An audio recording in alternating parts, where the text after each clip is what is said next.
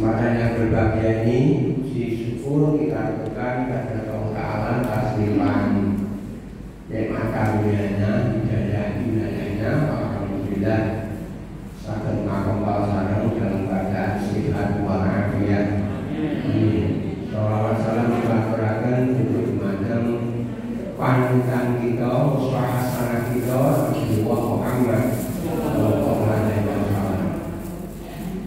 Bapak Ibu yang saya hormati, ketika ada di PHI saya bukan merasa orang asing. Sebab saya itu di PHI Kabupaten masuk pada jajaran tidak salah bukan pernah siapa. Jadi bukan pernah itu dikenangi orang beberapa jenenge ada di PHI Kabupaten Kalangan.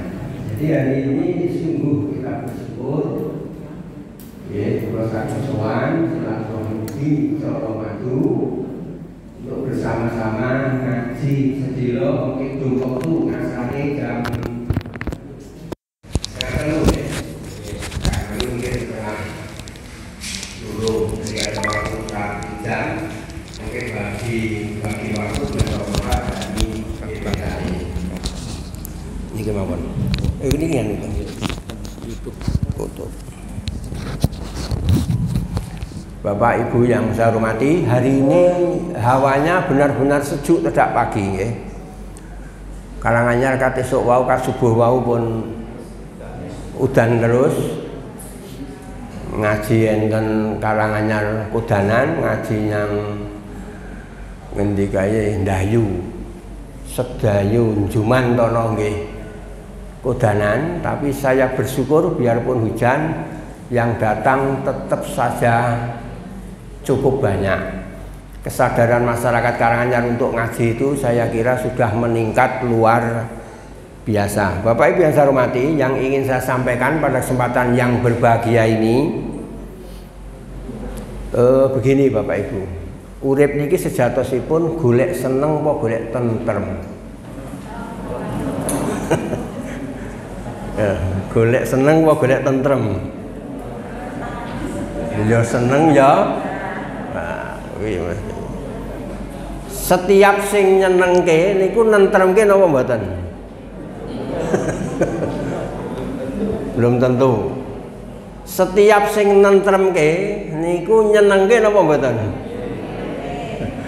Nyenengke kanggone jenengan sing wis tenanan. Nek urung sing tenanan iki sejatine, maka dua hal ini yang barangkali juga ingin saya sampaikan pada Bapak Ibu sejatosipun urip ki sing digoleki seneng apa tentrem. Bapak-bapak iki kadang-kadang sing digoleki seneng.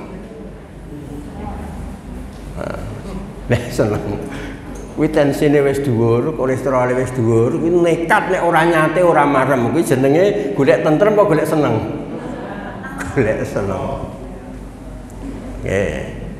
Maka mari coba kita telusuri, kita pelajari sebenarnya nggih jatosipun hidup ini mestinipun bagaimana, tapi kata akhir barangkali yang harus kita sepakati sejatosipun hidup tidak hanya mencari kesenangan, tapi lebih dari itu hidup mencari ketentraman. Sebab nek wong golek seneng bisa saja perilakunya itu tidak seperti manusia. Jangan ngerti kewan niku, pitik, kebo, sapi. Niku golek seneng. Ya lho, jago ketemu babon dikapake Pak Bu. Dirayu. Nek cara nggen kula jenenge dikereki. Dirayu, ora ndisin. Sebab niki mung golek seneng. Maka kalau akhirnya kita berpikir sebenarnya sumber kesenangan itu apa dan sumber ketentraman itu apa dan sebenarnya yang kita cari itu apa, coba kita telusuri. Ngaji kula sing roh dienteng-enteng wae niki. Setunggal menawi kita perhatikan nasihat dari ulama besar Imam Ghazali. Imam Ghazali niku menyampaikan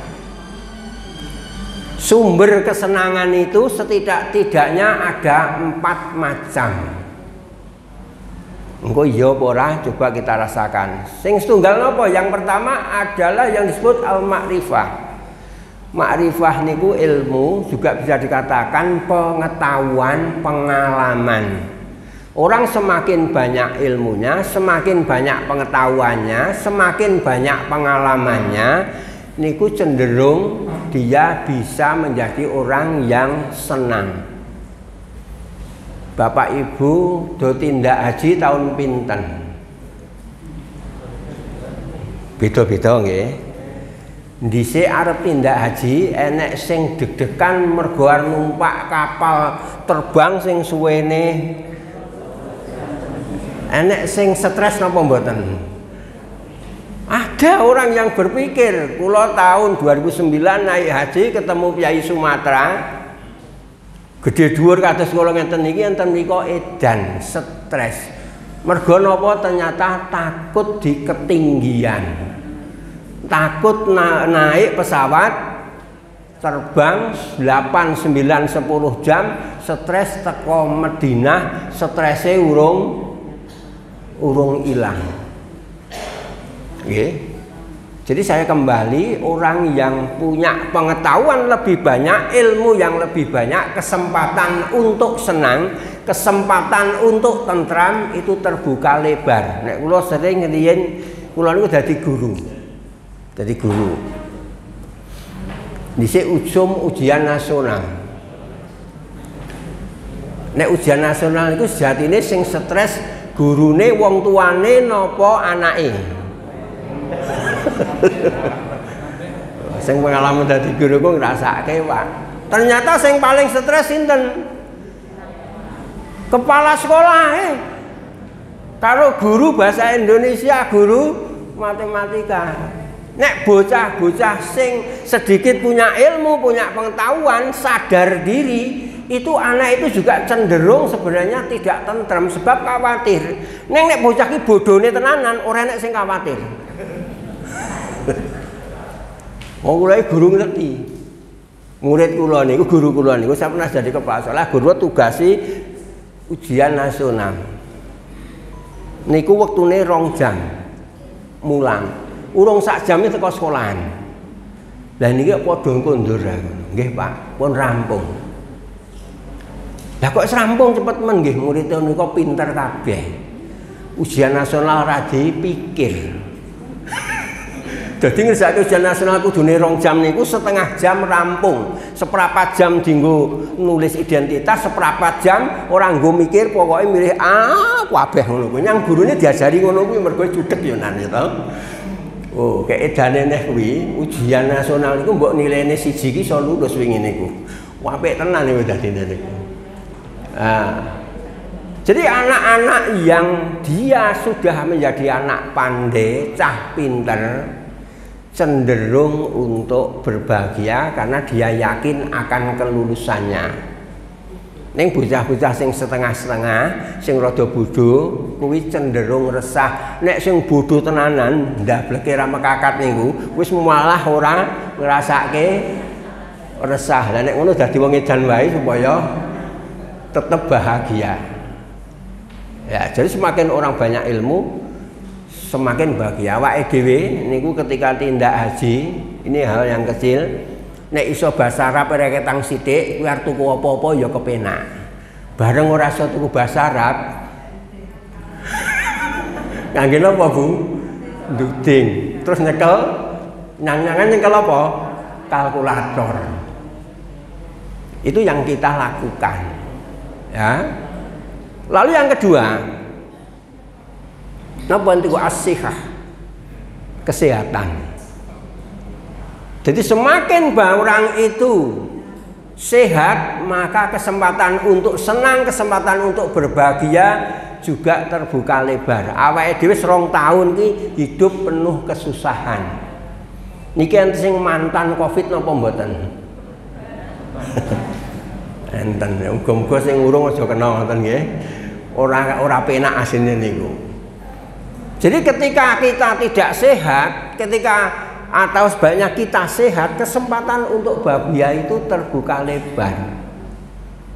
Maka tidak salah ketika orang akhirnya dalam hidupnya ini selalu mencari dan mencari kesehatan dengan cara apapun.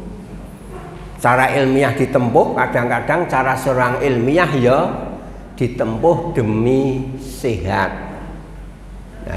Nah, sing nomor 3 niku almal. Almal niku napa?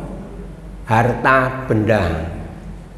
Sapa sing duwe duit niku terbuka lebar, terbuka kesempatan untuk berbahagia. Wis niku awake dhewe niki insyaallah tergolong orang yang berbahagia, sebab kula njenengan insyaallah termasuk wong sing setidak-tidaknya rada ndek duit, sebab nyatane kuat mbayar biaya haji, ongkos haji. Sakniki sing kuat niku luwih kathah melih. Lalu yang keempat adalah aljab. Aljab itu jabatan. Wong ki semakin duwe jabatan, kuwi kemungkinan bahagia tentramnya juga semakin terbuka lebar. Nggih. Dadi nek dhisik niku nek enten desa wong ki nek wis dadi Mbah Demang, Demang niku napa, Pak? Lurah, kepala desa niku mesti jadi wong sing paling dihormati sak kelurahan, sak desa. Nek jagong dielehke lungguh sor talang. Mbok kene ya kenal ngono kuwi ya. Kenal. Suguhane napa? Goleke pisang sing paling gede dhewe. Niku Mbah Lurah. Bahagia mboten ngoten niku. Bahagia. Lah orang yang tidak punya jabatan enten pundi? Ya kon gawe wedang. Kon gawe, kon masak. Ibu-ibu sing di jabatan, saya tidak-tidaknya jadi ketua RT, nek wong digawe terus dandan dadi ayu. Lah sing ora dadi ketua RT, akhirnya jadi tenaga jayang, jadi tenaga enten dapur dan sebagainya. Jadi jabatan itu gitu munggah meleh mungkin jadi Pak Camat lebih dihormati, Pak Bupati, apalagi Pak Gubernur apa neh. Itu kita kemana-mana dihormati orang. Kedatangannya ditunggu, nek rawuh lungguhe nek ngarep dewi. Disuguh ora sempat maem. Nah, jadi saya kembali 4 hal ini kata Imam Ghazali napa? Sumber kesenangan, potensi untuk menuju ketentraman, tapi bukan satu-satunya, bukan itu resep ketentraman hidup. Bapak Ibu coba kita unceki siji. Apa wong pinter kuwi mesti tentrem uripe? Ternyata tidak. Nyatanya apa? Okeh wong pinter ki rambutnya saya entek. Profesor ki rambutnya do entek. Mula aku gah dari profesor iki mergo rambutku ku nek entek. Jadi orang pandai, ilmunya tinggi, ini belum tentu menjamin kebahagiaan.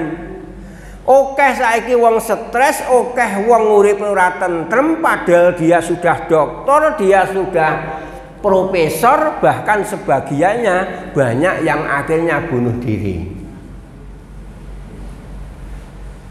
Tiang niku Pak, nek pun dadi guru besar. Terus dhek niku mboten tiyang ingkang beriman, sing dipikir ilmu dan ilmu terus. Ora enek enteke, akhire sirahe wanget, pikirane anget, rambute iki aku ora nyindir sing rambutnya brodoli ya. Mboten wonten niku. Tapi nyatanya banyak orang yang ilmunya tinggi justru tidak tentram.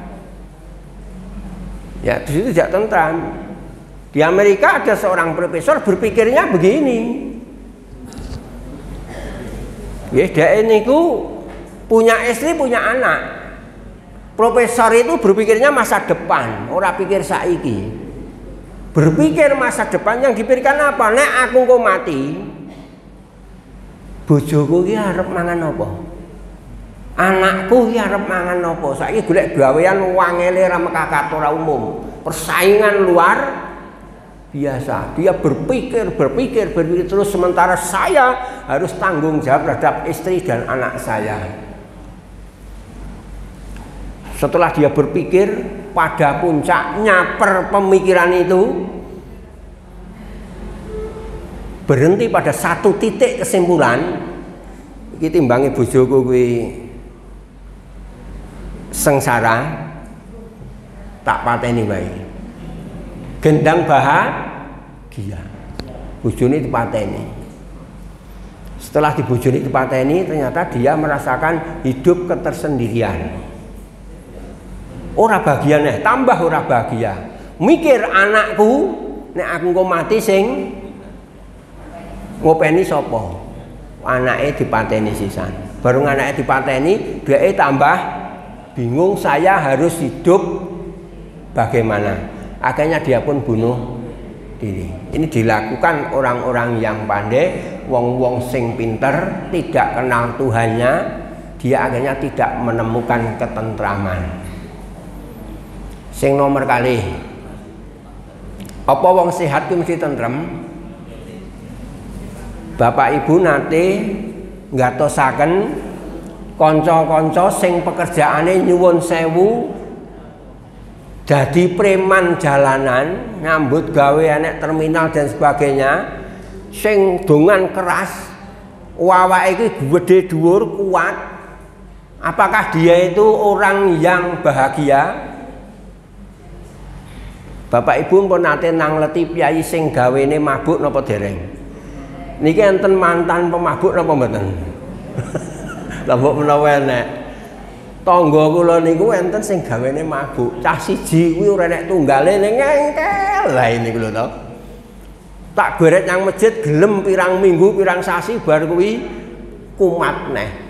Gaene mabuk bareng mabuk.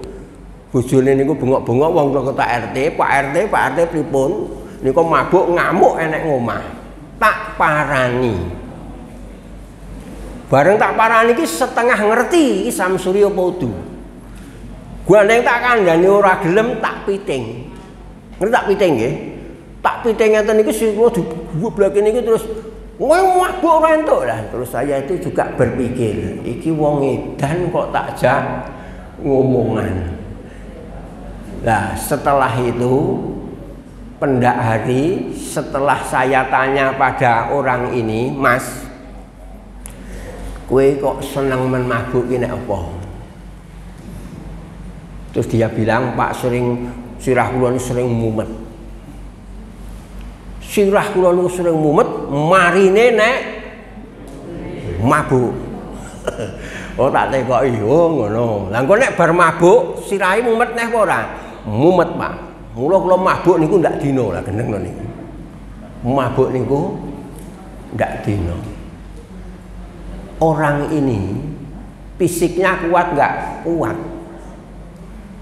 Tapi saya katakan, saya tanya janjana jenengan iki nek mabuk terus mari mabuk nek pas normal nika, atimu ki tambah susah apa tambah tentrem? Jujur Pak, tambah susah. Lah ning pripun? Kula kalih jenengan ku ya isin, kalih bojo kula isin, kalih anak kula isin, kalih tangga kula isin.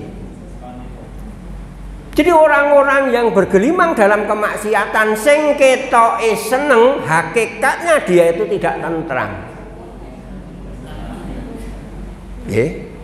Di karangannya dia ada rumah mu'alaf. Barangkali bapak-bapak juga ada yang ikut. Banyak orang yang akhirnya masuk Islam. Di rumah mu'alaf itu ada seorang yang masuk masjid saat itu. Tapi ini bukan, sebenarnya dia muslim, masuk masjid dalam kondisi apa? Mabuk. Mabuk yang masjid. Nek enten yang mabuk teng masjid mriki kira-kira yang napa nih, Pak?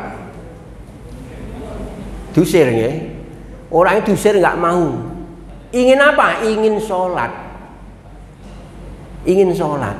kon wudu ora mudeng apa kuwi wudu pokoke pengen salat. Akhirnya gabung salat jamaah, setelah rukuk 12 ora bali, ternyata mati waktu rukuk. Kuwi hukumnya surga apa neraka ya? Angel lek ngukumi lho ya kuwi ya. Surga apa neraka coba kuwi? Mabuk ora wudu ning wis malaikate ya sing ngopeni niku nggih. Tapi kita hanya menyampaikan bahwa orang seperti ini yang biasa mabuk seperti ini badannya kuat, ternyata juga belum tentu bahagia. Mungkin Bapak Ibu pernah ada masalah di dalam keluarga, dalam hidup, awake rasa kemeng kabeh, aku kabeh, sirahe mumet, periksa nyang Pak Dokter. Sing rawuh niki Pak Dokter enten apa mboten? Sing akeh Dokter Andes biasane to. Wah, periksa yang Pak Dokter, ternyata setelah diperiksa oleh dokter badannya itu sehat-sehat saja. Jenengan ini jangan mboten napa-napa. Pak Dokter yang halus mengatakan jenengan itu mung kesel, perlu istirahat. Jangan Pak Dokter yang ngerti sing kesel kuwi ora fisikmu, sing kesel pikiran atimu. Ning Pak Dokter sosok arep jenengane pos stres ngono kan jarapati wani lho biasane. Jadi ini pos stres, ternyata awake dhewe nek stres, awake kuwi kaku kabeh, awake kuwi lara kabeh. Artinya apa? Kesehatan juga belum tentu menjamin ketentraman. Yang keempat, ketiga, almal. Pertanyaan kula, wong sugih niku mesti bagian apa mboten?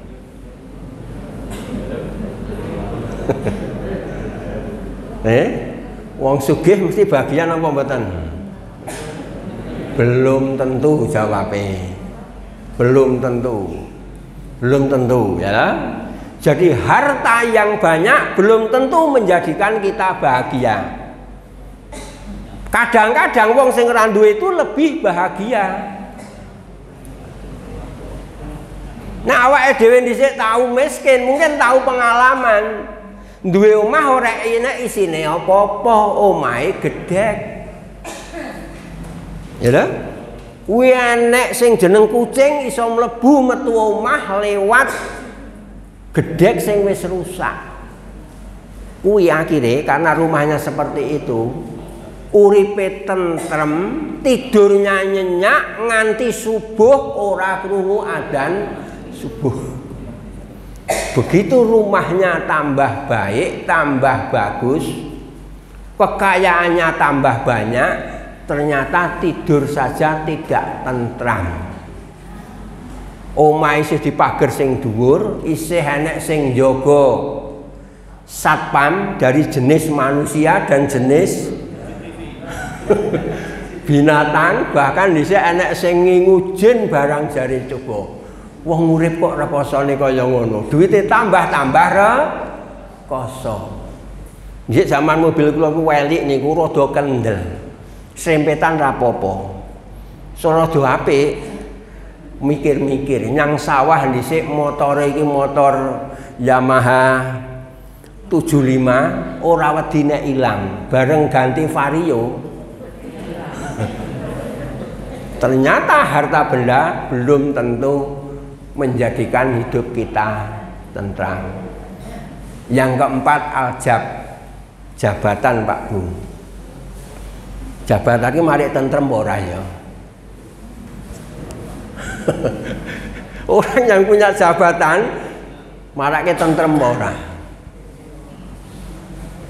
Nek kula ditekoki dan saya pernah mengalami setidak-tidaknya saya pernah jadi kepala SMK.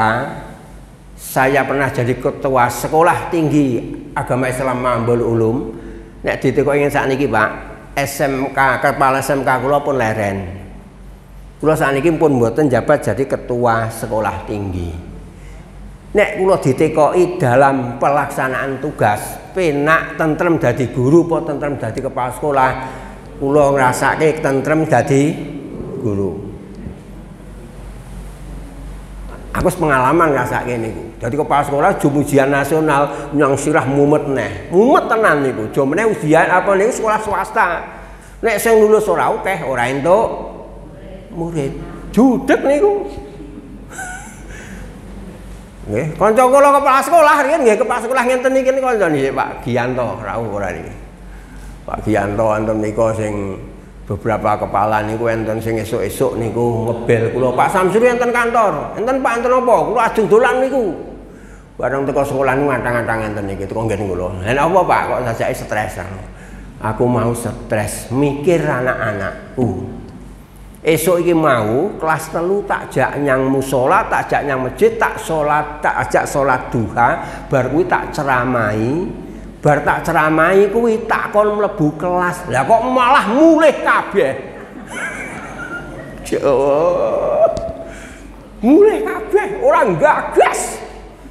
Lah niki sing kula critakake wau, ternyata belum tentu jabatan itu menjamin ketentraman. Saya pernah memimpin perguruan tinggi, ngumete tambah Pak. Nek bupati aku ora pengen karo ora mungkin gitu. Ora mungkin ya lho. Ning kula niku sesuk nggih guyon kali Pak Bupati niku. Lha. Kali Pak Bupati, dadi bupati kita ya penak ngono. Penak piye ngono kuwi. Penak piye kadang-kadang ngene niku. Jadi jabatan juga belum tentu menjamin ketentraman, walaupun jabatan itu akhirnya kadang-kadang diraih dengan berbagai cara. Nek ngono Pak Bu. Kalau begitu sebenarnya sumber ketentraman sejati niku napa? Menurut Imam Ghazali nggih niku al-qurba ilallah. Pendekatan diri pada Allah. Sumber ketentraman sejati adalah pendekatan diri pada Allah Subhanahu wa taala. Kalau kita lihat di Quran surah Al-Fatihah ayat 4. Walladzi anzalas sakinata fi qulubil mu'minin liyazdadu imana ma imanihim. Dialah Allah yang menurunkan ketentraman di hati orang-orang mukmin. Setelah ketentraman itu ada, ditambah ketentramannya. Bapak Ibu, jenengan pernah kira-kira memperhatikan Nabi niku pernah resah napa mboten manahipun? Pernah nggih? Pernah susah nggih? Bahkan Nabi pernah menangis. Ya, tapi coba kita cari kunci bahagianya. Nabi sahabat itu bisa resah. Jadi Nabi ada satu pemandangan yang sangat menarik ketika Nabi itu mau hijrah dari Mekah ke Madinah. Beliau kan ketika perjalanan dari Mekah ke Madinah niku Nabi harus berlindung di Gua Sur. Di Berlindung Gua Sur untuk menghindari kejaran orang-orang kafir Mekah yang mau membunuh Nabi. Di Gua Sur yang jaraknya dari Mekah kurang luwih 3 kiloan ya Pak, kira-kira 3 kiloan. Nabi di sana dalam satu riwayat ada yang mengatakan 2 hari, ada yang mengatakan 3 hari. Ketika Nabi di Gua Sur bersama Abu Bakar As-Siddiq, Abu Bakar As-Siddiq ini ternyata takut, khawatir, resah nek cara kene nganti ra iso turu. Sementara Nabi niku tenang sekali dalam sejarah, bahkan Nabi itu akhirnya tidur di bawah pangkuannya Abu Bakar As-Siddiq.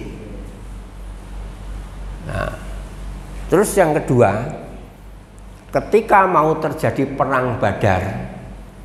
Perang Badar niku perang yang dianggap terbesar dari umat Islam, perang menjadi penentu. Nek umat Islam niku menang, Islam jaya, nek Islam niku kalah, Islam hancur. Itu perang Badar.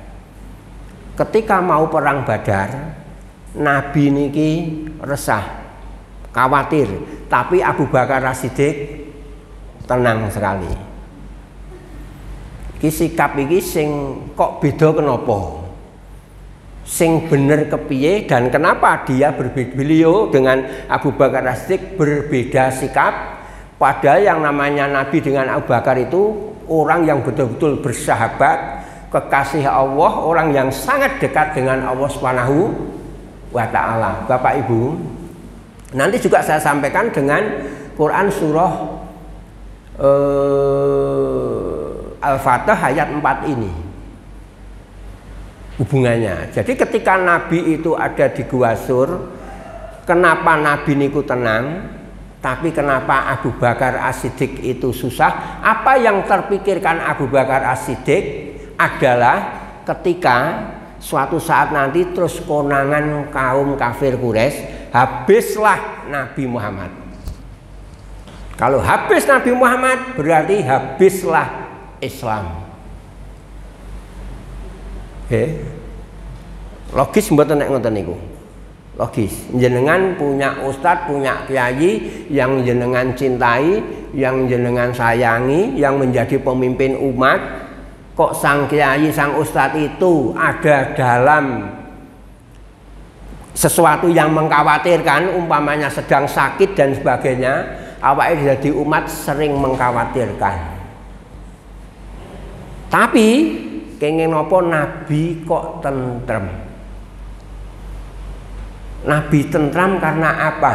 Sampaikan pada Bakar, wahai Abu Bakar, di gua ini kita sudah tidak ada ikhtiar lahiriah lagi.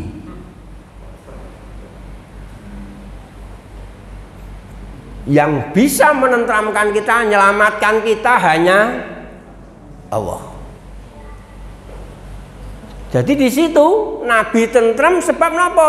Nabi sudah berusaha dalam hidup, Nabi sudah nggak punya daya apa-apa. Ketika orang-orang itu susah menghadapi persoalan-persoalan hidup yang besar, persoalan umat yang besar, Nabi menjadi tentram karena digantung ke nasib niki datang Allah. Jadi awake dhewe iki nek wis usaha tenanan, kok hasilnya itu mengkhawatirkan, gantung ke datang Allah. Itu sumber ketentraman Allah. Nah ternyata apa? Benar. Karena Nabi bergantung pada Allah, di situ tempat tawakal. Akhirnya Allah itu memberikan skenario untuk mengamankan Nabi di Gua Sur dengan cara apa, Bapak Ibu? Nek kula panjenengan dadosaken Abdullah bin Abu Bakar, putranipun Abu Bakar niku punya inisiatif setiap malam datang ke Gua Sur. Untuk apa? Memberikan kabar tentang kondisi Mekah, aman apa urung, nek ini melanjutkan perjalanan. Lalu ada hamba sahanya Abu Bakar, Amir bin Fuhairah namanya. Itu diperintahkan apa? Kon angon wedhus, menggembala kambing di sekitar Gua Sur. Kok nek wong kafir tekok tak apusane nek Nabi tidak bersembunyi di sini. Allah juga menurunkan makhluknya sing jeneng laba-laba untuk membuat apa? Sarang di mulut Gua Sur. Mengutus makhluknya sing jenenge burung dara untuk membuat sarang di Gua Sur. Mula jenengan jangan heran ketika ibadah haji, burung dara kok enek kono pirang-pirang. Bingung. Kenapa? Karena dalam sejarah burung dara ini menjadi utusan Allah untuk menyelamatkan Nabi. Dan juga Allah menumbuhkan tumbuhan-tumbuhan di bibir Gua Sur. Di sini Allah memberikan, Nabi memberikan contoh bagaimana meraih ketentraman biarpun pada saat yang mengkhawatirkan, yang menakutkan. Intine nek awake dhewe urip wis usaha tenanan, pasrahkan saja nasib kita pada Allah. Itulah ketentraman. Tapi jilid engkas nggih, jilid engkas. Tapi ketika mau perang Badar, kenapa kok Nabi sing susah, Abu Bakar sing tenang. Bapak Ibu, perang niku kira-kira sing marake menang napa? Bangsa Indonesia sing marake perang menang melawan London apa Pak Bu? Ya enek wong wani perang tenan. Bersatu. Duwe senjata, ora kang senjatane bambu runcing. Itu loh. Lah kenapa kok Nabi resah? Nabi berpikir, Nabi menggalih perang ini adalah perang terbesar dan perang menentu. Sementara Nabi belum terlalu yakin kekuatan umat Islam dalam mempersiapkan peperangan. Perang kuwi senjata. Nek kowe ora nggo senjata, awake dhewe perang musuh nggawa senjata, awake dhewe ora nggo senjata, mbok jenengan gawe Allahu Akbar ya bakal kena peluru. Itu perang. Hukumnya apa? Hukumnya perang ini orang yang kuat akan menang. Ya, yang siap akan menang. Yang saya rasa gumun Amerika kok kuat dan sebagainya sebab duwe senjata. Gitu. Rusia kok kuat kenapa? Duwe senjata. Nah, awake dhewe senjatane wis do rusak kabeh, duwe kapal selame badut nyelem ora iso balik karena wis terlalu tua. Lho. Jadi nek perang awake dhewe bisa saja musuh Singapura urung mesti menang. Sanajan Singapura niku negara kecil. Sebab persenjataannya lebih canggih umpamanya. Lho Nabi dalam hal keduniaan seperti ini pakai perhitungan bener. Nek awake dadi wong umat Islam ingin jadi pemenang. Di negeri ini, di Colomadu umat Islam pengen jadi pemenang, ya perang. Perangnya perang apa? Ghazul Fikri, perang pemikiran. Saiki muncul wong sing terang-terangan sudah melemahkan umat Islam. Ndak dino muncul yang di YouTube menjelek-jelekan umat Islam, kiai umat Islam mengadu domba umat Islam, muncul tokoh-tokoh jaringan Islam liberal, ya saya ingin nganggo kiai haji, nganggo profesor ku yenan Pak. Coba seperti itu. Terus belum lagi nek saiki dapat dhewe perang ilmu, perang pengetahuan, perang pengaruh. Saiki perang ekonomi. Nek ekonomi awake dhewe tidak bergerak, kita tidak bergerak, pasti akan terlindas. Itu yang Nabi ajarkan pada kita.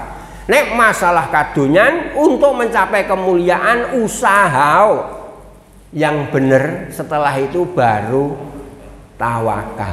Ojo tawakal dalam arti apa-apa nyarah engko nek ditakdirke sugih engko ya bakal sugih, ya tidak akan seperti itu. Wis perang kok nek Allah itu nolong, Allah juga akan memenangkan kita. Wis dakwah ki sak penake dhewe wae, engko nek wong dikek pituduh Allah ya akan datang sendiri. Tidak seperti itu. Ketentraman yang diajarkan Nabi, ketentraman setelah usahamu maksimal. Itu Pak. Lalu saya kembali ke Al-Fatah ayat 4. Dia Allah yang menurunkan ketentraman. Wow, ternyata Nabi bisa susah, sahabat terbesar Nabi Abu Bakar juga bisa susah. Saiki wong Islam niku iso susah napa mboten? Iso. Biasanya Bapak Ibu susah nek mikir napa to? Tahu yang masjid kancane ora akeh susah nggih? Nggih, ya Allah, ngejak wong salat nang masjid kok yangel men, nanti susah ya? Susah. Al-Fatah ayat 4 ini turun setelah terjadi perjanjian Hudaibiyah.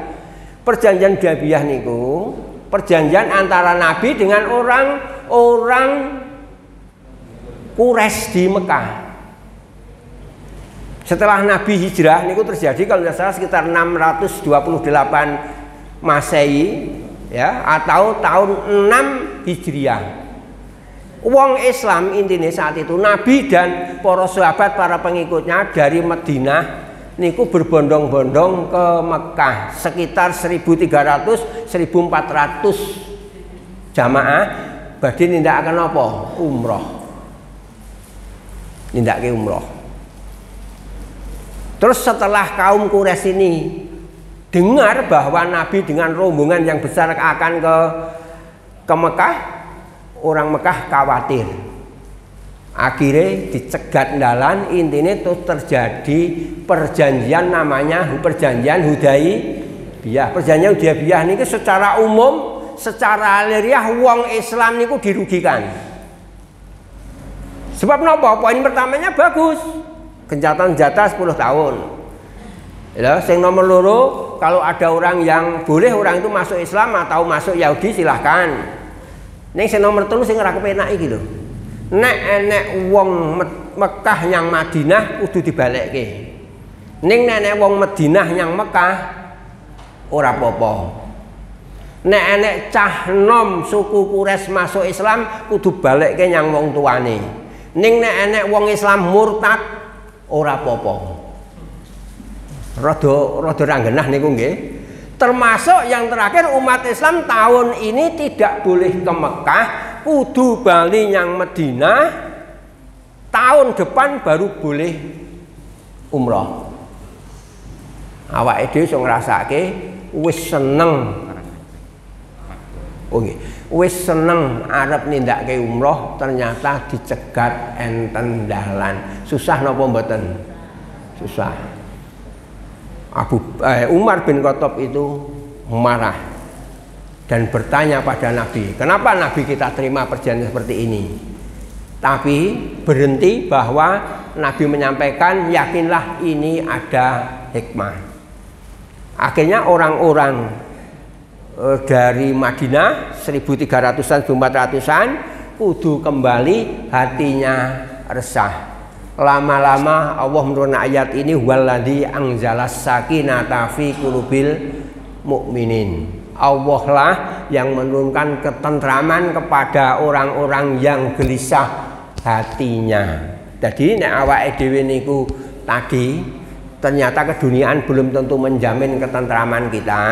Ketentraman ini kembalikan pada zat yang pemilik ketentraman, Allah Subhanahu wa ta'ala. Alladzina amanu wa tatmainu qulubuhum bi dzikrillahi, ala bi dzikrillahi tatmainul qulub. Wong iman ki artine bakal tentrem mergo eling marang Allah. Ketahuilah hanya ingat pada Allah hati menjadi tentram. Jadi kunci ketentraman itu lho Pak Bu, zikir datang Allah, dekat pada Allah. Bapak Ibu ingkang hormati, mekaten ingkang kula aturaken mugi manfaat, nuwun pangapunten sedaya kekiranganipun. Akhirul kalam, billahi taufik wal hidayah. Assalamualaikum warahmatullahi wabarakatuh.